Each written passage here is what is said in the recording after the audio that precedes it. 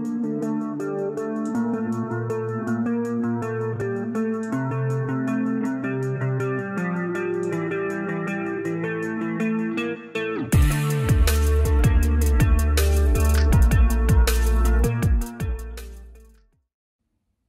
YouTube! I wanted to do a quick little video going over the differences of the current major grading companies out there. There are several different other grading companies, but these are the four that I wanted to focus on for today, because I kind of think these four, meaning PSA, BGS, SGC, and CSG, really are kind of the main four grading companies out there, in my opinion. And there are others out there right now, and there have been others in the past that have come and gone. But I kind of think if you're looking at either long-term value for graded cards or just the best options to grade your cards in your current collection and PC, I think these four are the ones to go with and will stand the test of time going forward. So, back in the day, back in the early mid 2000s, even as early or as late as, 2000, 14, 15, whatever you want to say, before the big boom in ultra modern cards and people grading just about everything that led to a huge backlog in the main two companies, PSA and BGS, and kind of sprouted up these other grading companies into existence. But for the longest time, you only really had PSA and BGS. PSA is the oldest grading company really out there. They started way back in the early 90s. And then BGS came along kind of in the late 90s, early 2000s, and they were kind of the main two guys for the longest time. You had some others that came up every so often, like GIA and GMA eventually, and a few others. But I think most collectors preferred PSA and BGS to just about anything else out there, and they just had the best reputation.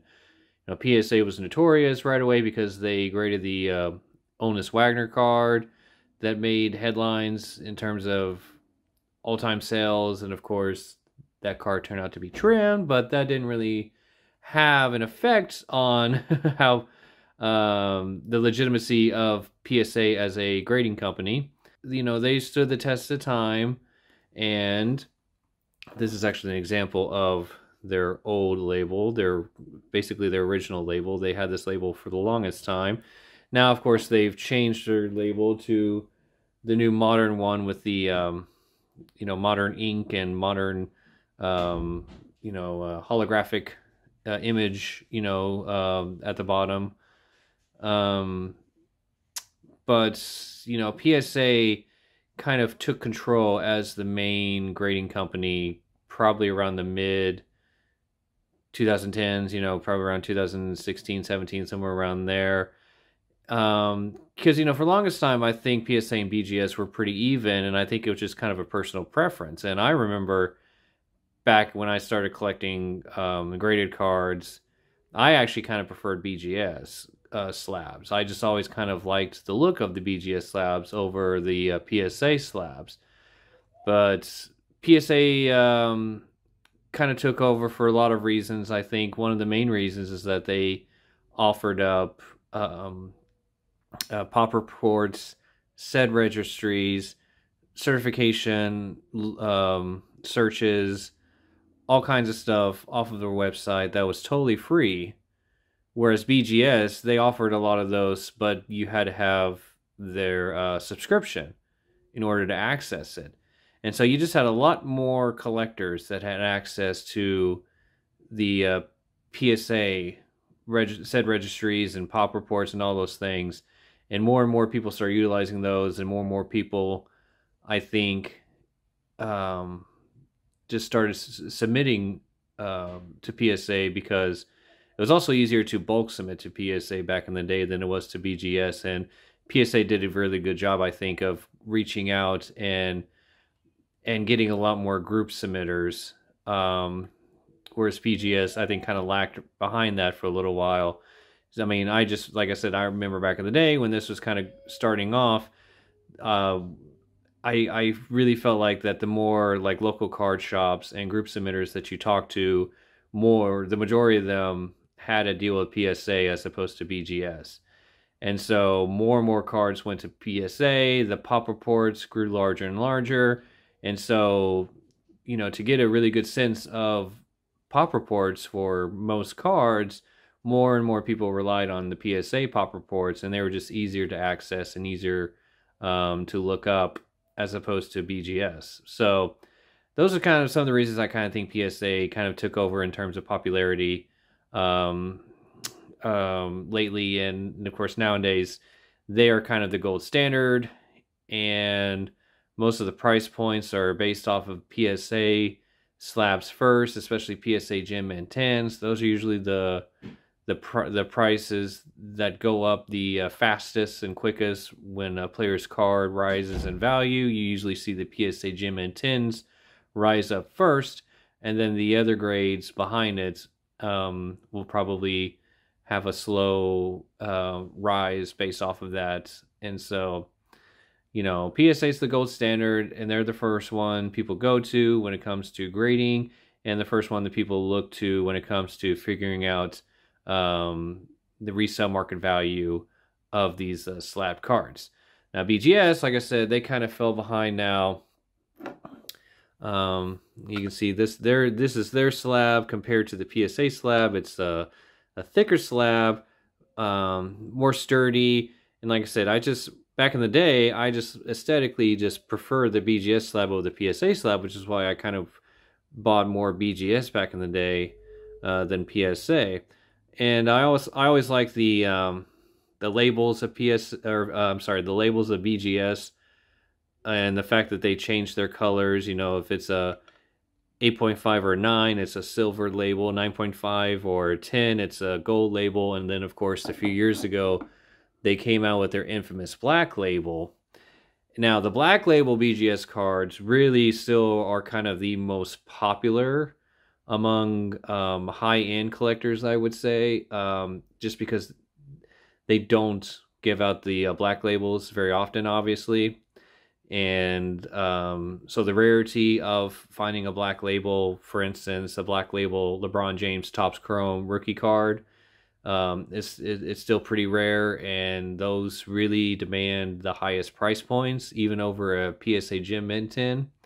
I mean, that's one thing that PSA never really did, is they never did create anything above a Gem Mint 10, whereas BGS, they had a Gem Mint 9.5, and then they had a Pristine 10, and then they came out with the Black Label Pristine, which is even rarer than a regular Pristine. And so they kind of set a new mark of rarity with their 10s as opposed to the PSA 10s, and they haven't really changed. They basically left it alone and just said Gem Mint 10 is their highest, and then the 9 is the second highest, and they don't have a 9.5, whereas BGS and CSG and SGC have 9.5s on their scale. BGS and PSA were the two most popular for the longest time, and when the big boom of sports card sales in general led to a bigger boom of people wanting to submit their cards off for grading and to try and make a profit as quickly as possible, all that led to a perfect storm of just a huge backlog with both BGS and PSA.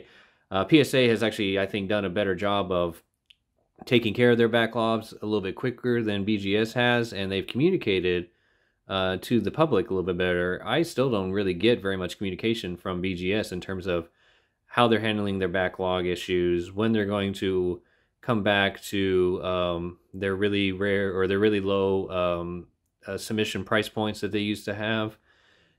Just things of that nature.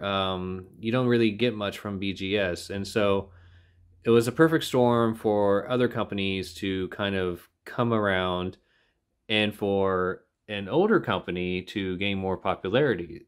So SGC is not new. They've definitely been around for a while.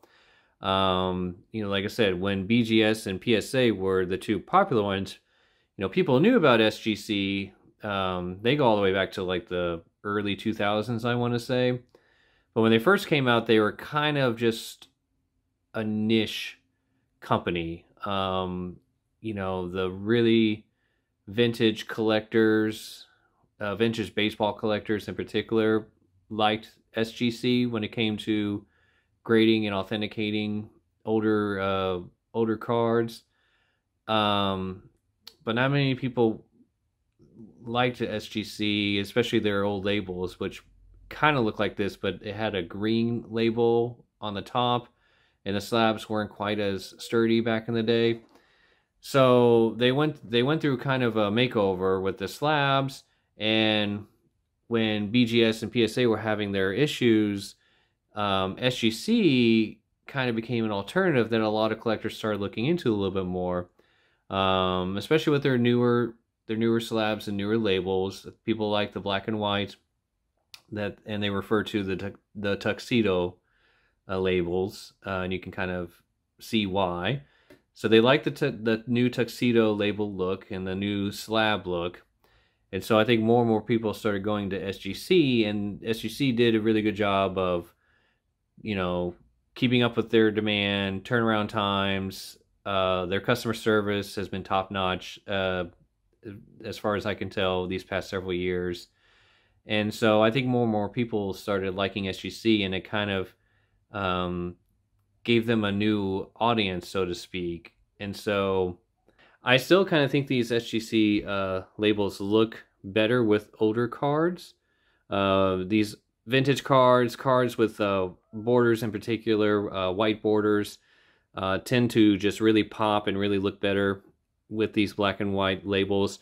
Some of the more modern cards, especially the Prism Selects and all those shiny chromium cards that don't really have a border, don't really quite pop as well in the SGC holders. Some of them do. Some of them look okay. The Optic cards, I think in particular, once again, mainly because they still have a border on them, usually look really good in the SGC holders, in my opinion. So, it might still be more of a taste visually, but I do like the SGC holders overall, and I like the fact that they're meeting a demand right now that's just not being met with BGS and PSA. And with that said, you also have these really actually new companies that have now popped up. CSG is the big one, and there have been others like HGA, and a few more that have come along. And some people do like HGA just mainly for their PCs, of course, and whatnot, because people love the labels and the corresponding colors that go with the card, and I have seen them in person, and they do look kind of cool.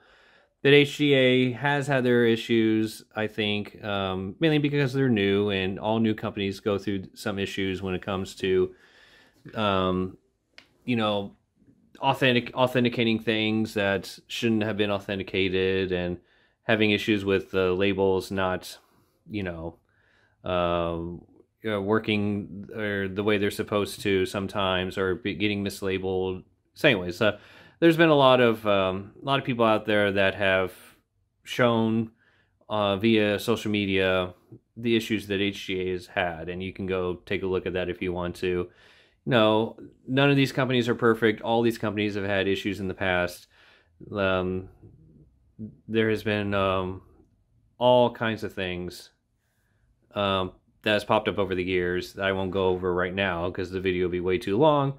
And you can do your own research on the issues that Beckett has had with some of their autographs, even just recently.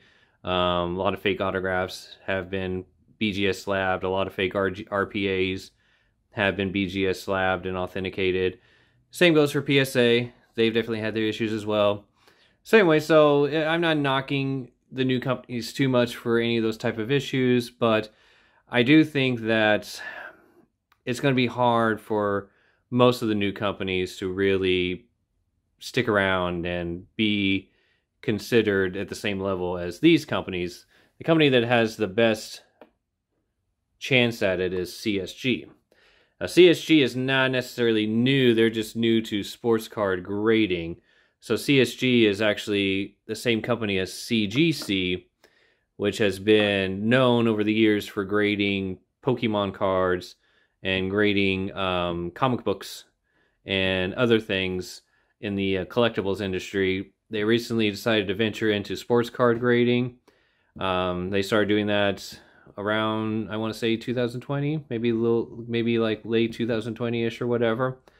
And so they came out with these slabs, which I really like in person. These things look really nice, really crystal clear in person. The label looks better in person than it did, I think, initially in their marketing materials. A lot of people were kind of turned off with this white and green label, and it just looked kind of big and bulky and didn't look great initially, but when you look at it in person, it doesn't really look too bad at all. And I like the sort of holographic shine it gives off, and it has the the little diamond sticker or whatever that you're not supposed to be able to duplicate, and codes on the back. So yeah, overall, it's a great looking label and fantastic looking slab. The clearest slab probably out of all the slabs, other than maybe BGS. BGS has a pretty clear one too for the most part, and pretty bulky and sturdy as well. And you can see, and you also tell the differences of how tall each slab is. So CGS is kind of close to the PSA height. BGS is still the smallest out of the four. SGC is still the biggest and kind of bulkiest. And so that's another kind of knock on SGC, is that they're bigger and bulkier than the other slabs. And so if you're keeping your slabs in a case or a container, a lot of these cases and stuff that are out now really kind of go off of PSA and BGS measurements first and foremost. So it's always difficult to find cases that can keep SGC slabs neatly. You usually have to kind of make your own, or kind of find something slightly, slightly different than what's out there on the market. But anyways, back to CSG. CSG, I think, is going to be a major player in the grading card industry moving forward, because you have the fact that they're already well known in the market because of their comic book grading and Pokemon card grading. They have a big market in Asia already, in particular, of course. So they're really trying to hit the United States market in terms of sports cards in particular. And one of the things that they've already done is they've already teamed up with eBay recently to start authenticating cards over certain price points with eBay. I think most of you probably heard about this already, or seen people who are already receiving stuff that's been authenticated now through CSG. So that's an interesting partnership. I wouldn't be surprised if CSG does other similar types of partnerships with other major companies. The one I'm thinking of in particular is Fanatics. Fanatics is going to, I think, at some point have a major partnership with one of these companies when they start, creating their own cards and their own products outside of just memorabilia. We've had small partnerships in the past, like BGS has had partnerships with Panini in the past. PSA has had similar partnerships with other companies in the past. So I think that the most logical partnership for Fanatics is going to be either CSG or PSA. I think those two are the most likely that you'll hear sometime within the next year or two. I think that they will partner with Fanatics. They will maybe make slabs for some of the Fanatics products in particular and release them with that are, whatever they do, whether it's a new sort of Topps Chrome, a new version of Topps Chrome, whatever, and they'll already be out with like a CSG slab 10 or a PSA slab 10 of those particular cards. So those are just some of the things I want to point out with some of these graded cards that are currently Oh, sorry. I was just trying to get a little bit more light on some of these. I'm running out of light in here. Just some of the things I wanted to point out with some of these graded companies at the moment, and just give just an overall, talk about the overall differences in the 4 companies, give you a look at each 4 of the slabs so you can kind of see what they each look like, and like I said, a lot of times aesthetics are a big deal with collectors and which slab they prefer to collect. A lot of people just kind of prefer, well, I just like the fact that PSA cards sell for a higher dollar when you resell them, or I like the services when I submit cards to SGC better, so I like going with them. You hear all kinds of things from different collectors. It just kind of depends on your particular taste, more likely on which one you probably want to start collecting or submitting to here on out. But yeah, but there you go. Those are my thoughts, and I hope you enjoyed this video. Feel free, once again, to discuss. I would like to hear other people's opinions on each slab company and which ones they prefer and why. But yeah, thank you so much for watching. Hope you enjoy.